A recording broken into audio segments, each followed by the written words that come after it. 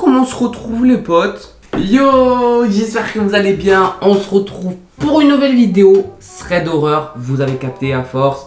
J'adore ça, voilà, je ne m'arrête plus, c'est trop bien. Je sais que vous kiffez, donc je vous fais kiffer. J'espère que vous allez kiffer. 2 histoires aujourd'hui d'horreur. Asseyez-vous confortablement, prenez des popcorns. Sucré, moi honnêtement je préfère les sucrés, franchement c'est mieux parce que les salés, franchement, qui aime les popcorns salés, wesh? Les potes, let's go.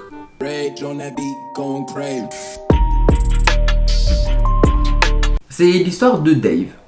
Dave a récemment acheté un ordinateur portable sur eBay.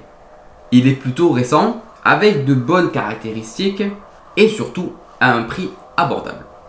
Le prix est quand même étrangement bas, mais il est tellement emballé, Dave, par ce prix et tout, qu'il réfléchit pas et il l'achète. Une semaine plus tard, l'ordinateur arrive enfin chez lui. Bien évidemment, il est entièrement ravi. Il ouvre l'ordinateur portable et voit immédiatement qu'un post-it est collé sur l'écran de l'ordinateur. Dessus est écrit un code PIN à 4 chiffres. Suite à ça, Dave il est un petit peu confus, mais il se dit qu'il va tout simplement rentrer le code en allumant l'ordinateur, et c'est ce qu'il fait. Lorsqu'il souhaite se connecter, vous savez, il y a la photo de profil du compte qui s'affiche. Bon là, c'est une photo un petit peu noire, c'est bizarre en fait, c'est un petit peu étrange, mais honnêtement, il s'en fout. Il rentre le code et donc se connecte. Il n'y a franchement rien de spécial au début. La photo de fond d'écran est tout simplement une photo standard de Microsoft. Donc voilà, le mec c'est bien, il n'a pas laissé sa famille en photo de fond d'écran, c'est déjà pas mal.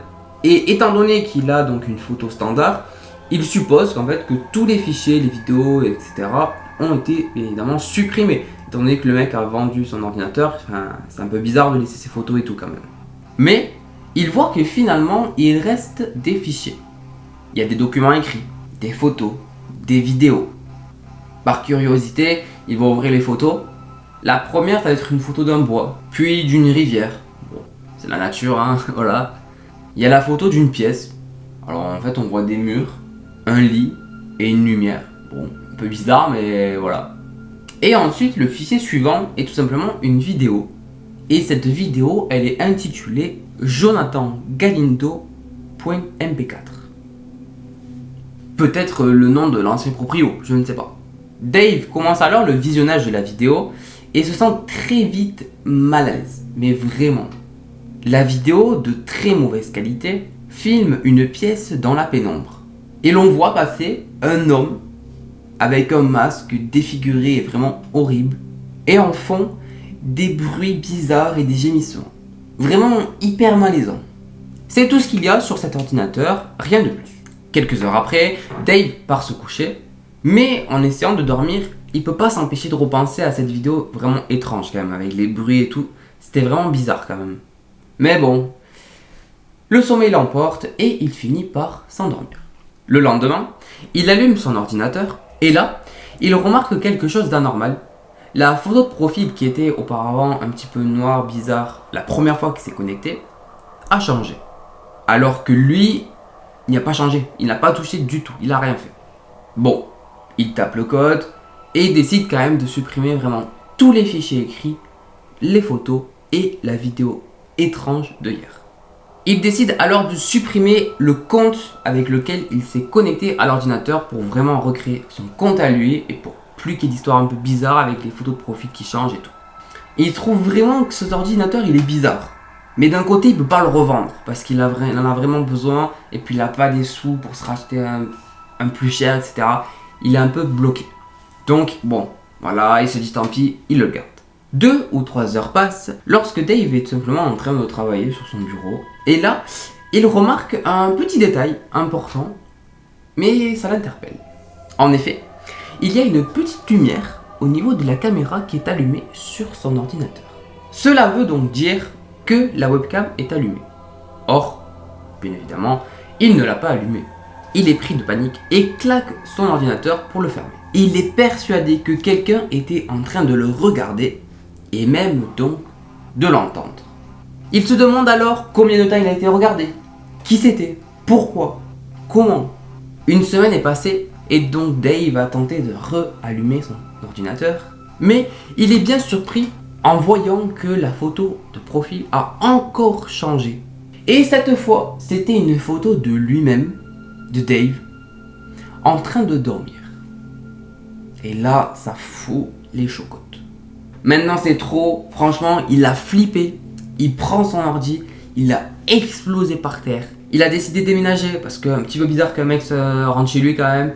Il a trouvé un petit boulot. Au moins, il va pouvoir se payer un nouvel ordinateur, même si du coup, ça lui prend énormément de temps. Mais en tout cas, il n'a jamais su qui était cette personne. Et il se demande peut-être, est-ce que ça ne serait pas l'ancien propriétaire? Moi, c'est bon. Moi, j'ai pas la webcam qui est allumée. Ça va. Tout va bien. Deuxième histoire.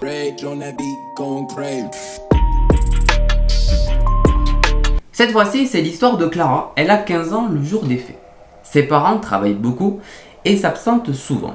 Cela arrive donc à Clara de se retrouver seule pendant 1, voire à 2 semaines chez elle. Elle vit dans une grande maison, mais hélas, elle est un petit peu isolée. Elle est allée à environ 10 minutes de la ville en voiture. Donc, personne ne vient jamais chez elle, sauf ses amis, ou alors les amis de ses parents. Ce jour-là, ses parents partent pendant 1 semaine à Los Angeles et elle se retrouve donc toute seule chez elle. Habituée d'être seule, à force, elle se débrouille très bien et en plus de ça, elle s'occupe également de son chien Lola. Le premier jour, elle se fait à manger un petit sandwich. Mais pendant qu'elle mange, elle entend des bruits à l'étage. Elle monte alors pour vérifier, il n'y a rien. Elle redescend donc, et tout se passe bien jusqu'à 18h30. Elle reste sur son téléphone longtemps à parler avec ses amis, mais là, elle entend cette fois-ci un nouveau bruit, mais en bas. Elle descend pour aller vérifier, il n'y a rien. Elle pense alors à une hypothèse que c'est peut-être ses amis qui lui font une blague.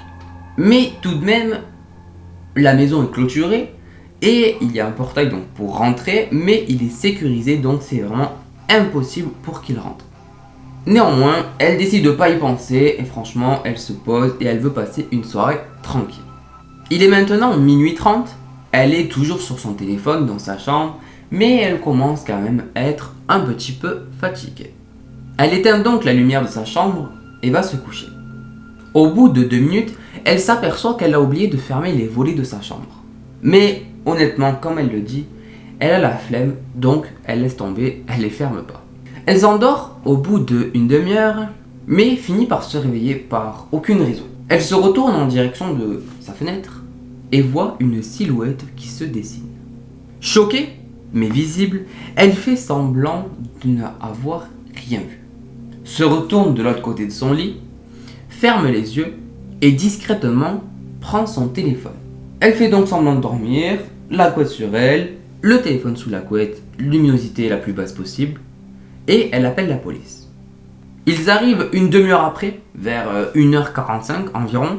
Elle leur a tout expliqué au téléphone, le mieux possible, parce qu'il fallait quand même qu'elle fasse doucement et qu'elle chuchote pour pas que le mec l'entende.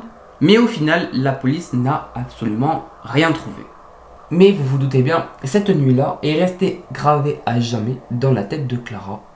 Et depuis, ses parents sont beaucoup plus présents chez eux. Tu m'étonnes, frère. Les potes, j'espère que vous avez... c'est pas français. Les potes, j'espère que vous avez aimé cette vidéo. N'hésitez pas à vous abonner, à mettre un pouce bleu. Franchement, ça fait le soutien. Je vous remercie d'avoir suivi la vidéo jusqu'à maintenant. N'hésitez pas à me suivre, il y a plein d'autres vidéos straight d'horreur et autres sur ma chaîne qui sont disponibles. Je vous fais des gros bisous, je vous dis à bientôt pour de nouvelles vidéos. Gros bisous les potes, ciao.